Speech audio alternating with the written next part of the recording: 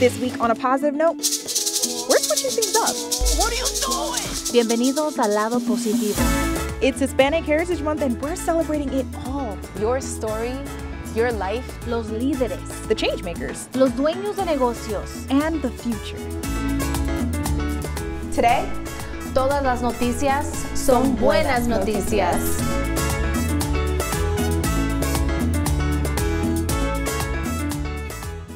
I'm Judea Murray. And I'm Joanna Hernandez. At News 12, we're celebrating Hispanic Heritage Month, and what better way to do it than right here on a positive note. Joanna's one of News 12's trusted morning reporters delivering our daily news from the Bronx. Well, on this very special episode, Joanna and I are both highlighting the most heartwarming stories in the Hispanic communities all around our tri-state that move and inspire us. Now that's right, Hispanic Heritage Month is all about celebrating la historia, las tradiciones y la cultura. I myself am the daughter of two inmigrantes mexicanos who crossed the border many years ago with a dream to give my brothers and I a better life. So I'm really excited to get to share a little piece of my world with you. I think one of the many ways for culture to be preserved and celebrated is through entrepreneurship. Latin-owned businesses all around the tri-state have been fighting hard to stay open and for some to reopen during the coronavirus pandemic.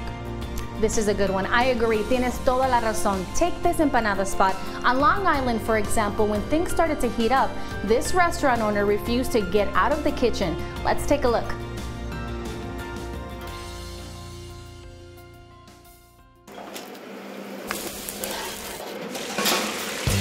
Empanadas are basically a stuffed pastry that's either deep fried or baked.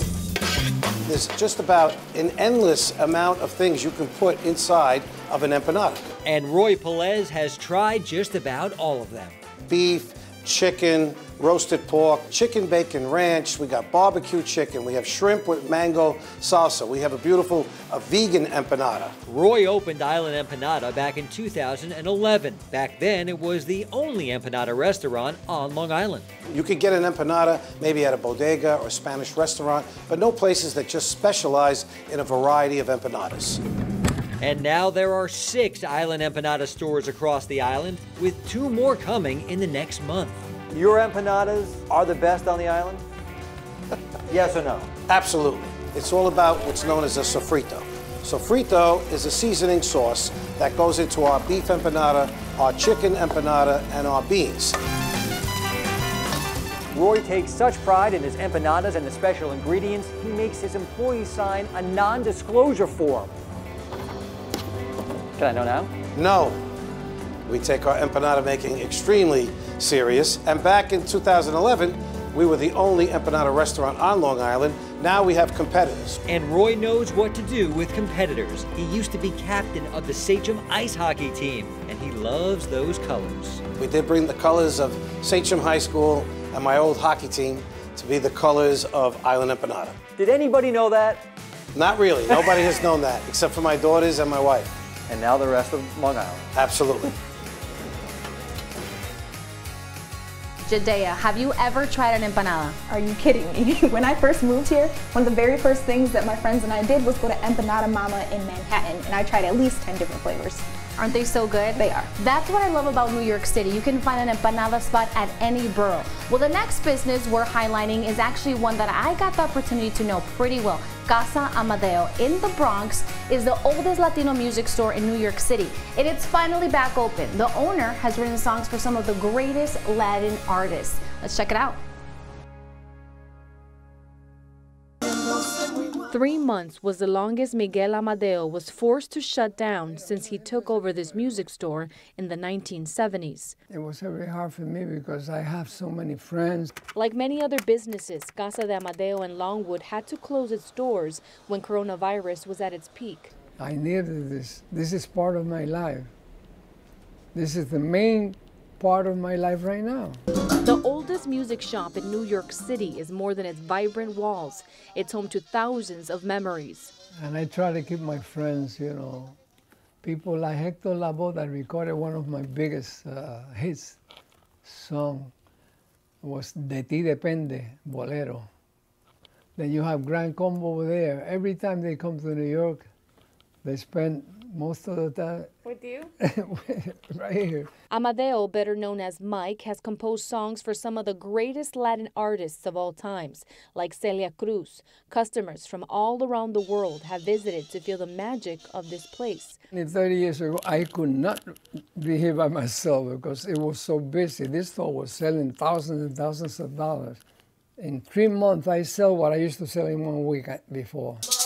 Business may not be what it used to be, but clients continue to flock the store, looking for a record or a new instrument. Let me tell you, I'm very proud of my, de donde yo vine, Bayamón, Puerto Rico. If you're lucky, you might catch him singing and dancing to some of his favorite tunes. All right, Joanna, I have to know, how did you get Mr. Amadeo to dance with you? The man didn't even miss a beat. Honestly, once the music started playing, it was over. And fun fact, back in the day in the Bronx, in Longwood, it used to be an area filled with music venues. So there was a lot of salsa dancing happening all the time. I bet. I mean, music and food are huge in any culture, but there are so many more Latino entrepreneurs dabbling in industries across the board in our tri-state. Take the owner of Paint to Smile in New Jersey, for example. Determined to adapt to the pandemic, face and body painter Laura Hechos adjusted her services. Instead of painting models, she now makes paint supply kits to ship and host art classes online. Hechos says it's important to never give up hope.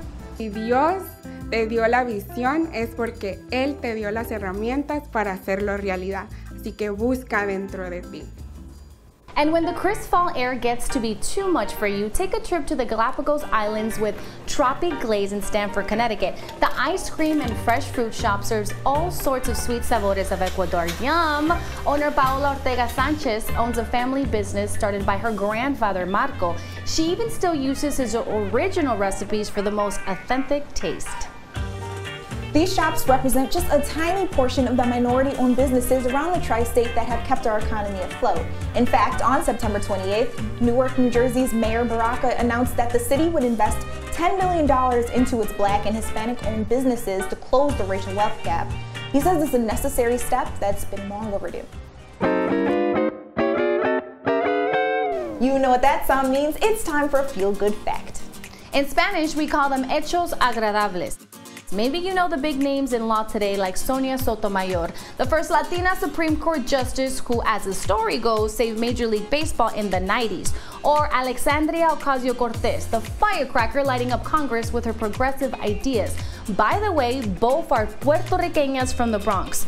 We don't necessarily hear about all the lawmakers and protectors who came before them, paving the way, like Joseph Marón Hernández, who was the first non-white citizen elected to Congress, also making him the first Hispanic to serve in a high level of government. He was a territorial delegate for Florida in the 1800s. Or Octaviano Lara Soto, who served as the first Mexican-American senator the United States had ever seen. These men walked so these two women could run. And there's so many more names in our history just like them. Y eso, mi gente, son los hechos agradables. Just this week, trailblazing artist Bad Bunny was the recipient of the 2020 Hispanic Heritage Award for Vision, which is totally fitting. Joanna, isn't he one of your favorite artists? Judea, he is definitely one of my top favorite artists, and I love everything about him. I love what he stands for. He's all about inclusivity. It doesn't matter how you look like or who you want to be. He's all about positive vibes, and honestly, he's been revolutionizing the reggaeton industry. He's always doing something out of the box. Now, if you were in the Bronx on September 20th, you saw that firsthand. I love this story. When he gave the borough a live concert from the top of a moving vehicle decorated like a train. No one saw it coming, but fans quickly gathered chasing after the star. That would have been me if I was in the Bronx. He says he did it to celebrate Latinx culture during Hispanic Heritage Month and to thank healthcare workers for their hard work on the front lines. That's why I love him so much. Baseball is another thing that's huge to the culture. Dare I say, some of the best baseball players in the world rep flags from Latin America. Recently, 10 brand new members were inducted into the Hispanic Heritage Baseball Hall of Fame just steps away from the famous Yankee Stadium. Some were journalists, some were Yankee bat boys, and some were volunteers who worked hard to make life better for all of the young Hispanic baseball players across the leagues. These 10 proud members were inducted into the Hall of Fame for their dedication to the community. Now today, the Hall of Fame carries 75 proud members hailing from 14 different countries. And though their flags may not be the same, their hard work and love for the game clearly is.